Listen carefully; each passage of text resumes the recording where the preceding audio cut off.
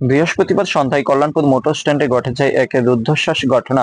একটা সাহসী ও সচেতন অটো চালকের তৎপরতায় উদ্ধার হয় প্যাকেট ভর্তি শুকনো গাঁজা। তবে মাদক পাচারের সঙ্গে যুক্ত সন্দেহভাজন 3 যুবক পুলিশি তৎপরতার আগেই পালিয়ে যেতে সক্ষম হয়।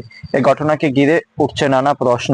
পুলিশ কি যথাযথভাবে তাদের দায়িত্ব পালন করছে নাকি বসে রয়েছে? স্থানীয় সূত্রে জানা গেছে, 3 যুবককে তেলিয়ামুড়ার উদ্দেশ্যে কল্যাণপুর মোটর স্ট্যান্ড থেকে একটি অটো ভাড়া নেন। যাত্রীদের ব্যাগ দেখে চালকের সন্দেহ হয় তিনি ব্যাগের ভেতরে কি আছে জানতে চাইলে যুবকরা আচমকা গাড়ি থেকে নেমে পালিয়ে যায় বলে অভিমত প্রকাশ করেন অটো চালক।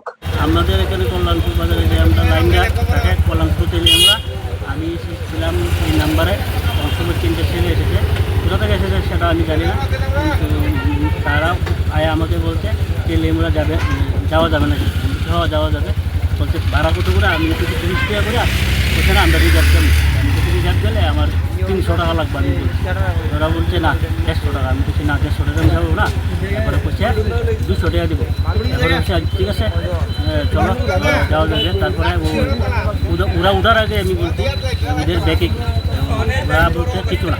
আমি বলছি না, ব্যাগ চেক করে সবাই দেখতে আমরা এবার গাড়ির মধ্যে তুলব নিলে এর আগে তুলতাম। তখন সবাই বসে এরা কইতে না কইতে ব্যাগ ফেলায় 3জন দূর মাসে আমরা 4-5 লোক গেছি, দৌড়িয়া ধরতাম, তারা ধরতে পারছি। তারপরে কি হচ্ছে জানি না, এবার আমরা প্রশাসনের কাছে এখানে আসতো ট্রাফিক পুলিশ তাইনের কাছে কইছি, এবার তাইনে আয়া হ্যান্ড ওভার করছি। আমার একটু মনে হয় ধারণা যে কোনো একটা ওই 2 নম্বরের জিনিস আছে মনে হয়, মানে কিতা আমি আর খুলে দেখছি না, এটা প্রশাসন দেখবো, প্রশাসন দেখছি কিতা আসলো তারা কোথায় বলে আমি বুঝতে পারি না। তবে যদি এর মধ্যে কিছু না হইতো তাহলে তারা দৌড় দিল, মানে কিছু একটা কোনো জিনিস আছে কিছু তারা দৌড় দিচ্ছে। টাইটেল বলতে পারবো না, কিন্তু বাঙালির মতনই আছে, কিন্তু মুন্ডা সুন্দা এই জায়গায় অটো চালকের প্রশংসার দাবি রাখে। পরবর্তীতে চালক নিজের দায়িত্ববোধ থেকে বিষয়টি পুলিশকে জানান। খবর পেয়ে কল্যাণপুর থানার পুলিশ ঘটনাস্থলে পৌঁছে প্যাকেট উদ্ধার করে থানায় নিয়ে যায়। তল্লাশিতে দেখা যায় প্যাকেটের ভেতরে রয়েছে শুকনো গাঁজা। তবে এখনো পর্যন্ত মাদক পাচারের সঙ্গে জড়িত ওই 3 যুবককে গ্রেফতার করতে পারেনি পুলিশ। তবে কল্যাণপুরে সিসিটিভি থাকা সত্ত্বেও পুলিশ কেন এখনো সেই ভূমিকা গ্রহণ করতে পারছে না বা সেই ছবি কেন প্রকাশ্যে আনতে পারছে না তা নিয়েও কিন্তু অনেকটাই প্রশ্ন উঠছে জনমনে। গোটা বিষয় নিয়ে পুলিশ আধিকারিক কি জানাচ্ছে শুনবো। আজকে সন্ধ্যা 6টা নাগাদ আমাদের কাছে একটা খবর আসে, কল্যাণপুর মোটর স্ট্যান্ডে 3 জন লোক হঠাৎ বহিরাগত লোক, হিন্দিভাষী লোক, তারা এসে একটা গাড়ির সঙ্গে কথা বলবে।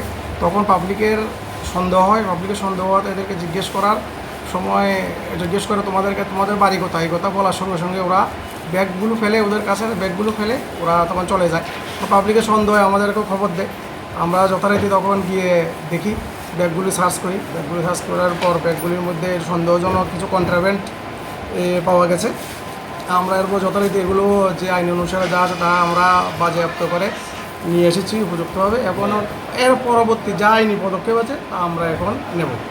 এগুলো এমনি তো কোনো টেস্ট ছাড়া তো কিছু বলা যায় না, তারপরেও আমাদের যে প্রাথমিকভাবে আমরা যা মনে করি এটা শুকনো গাঁজা জাতীয় জিনিস হতে পারে মনে হচ্ছে, এমন জাতীয় কি বাকিটা আমরা সব পরীক্ষা নিরীক্ষা করার পর আপনাদেরকে বলতে হবে। পুলিশের বক্তব্য আপনারা শুনলেন। সেখানেই উঠছে প্রশ্ন, একজন সাধারণ চালক যেখানে নিজের উপস্থিতি, বুদ্ধি ও সাহসিকতায় এমন অপরাধ শনাক্ত করতে পারেন, সেখানে পুলিশ বারবার কেন ব্যর্থ? এই ঘটনা ঘিরে এলাকায় শুরু হয়েছে চাঞ্চল্য ও নানা আলোচনা। স্থানীয় বাসিন্দারা মনে করছেন এটি পুলিশের গাফিলতির স্পষ্ট উদাহরণ। তাদের মতে মাদকের চক্রের বিরুদ্ধে প্রশাসনের আরো কড়া ও কার্যকরী পদক্ষেপ নেওয়া উচিত। অন্যদিকে সাহসী অটো চালকের প্রশংসায় পঞ্চমুখের সাধারণ মানুষ। অনেকেই মনে করছেন এই ধরনের নাগরিকদের সম্মানিত করা উচিত, যাতে সমাজে এমন ইতিবাচক বার্তা আরো ছড়িয়ে দিতে পারে। সচেতন মহল এই ঘটনার পূর্ণাঙ্গ তদন্ত এবং মাদকের চক্রের মূল চক্রকে ধরার দাবি জানিয়েছেন। প্রশাসনের কঠোর পদক্ষেপই এখন কল্যাণপুরবাসীর একমাত্র প্রত্যাশা।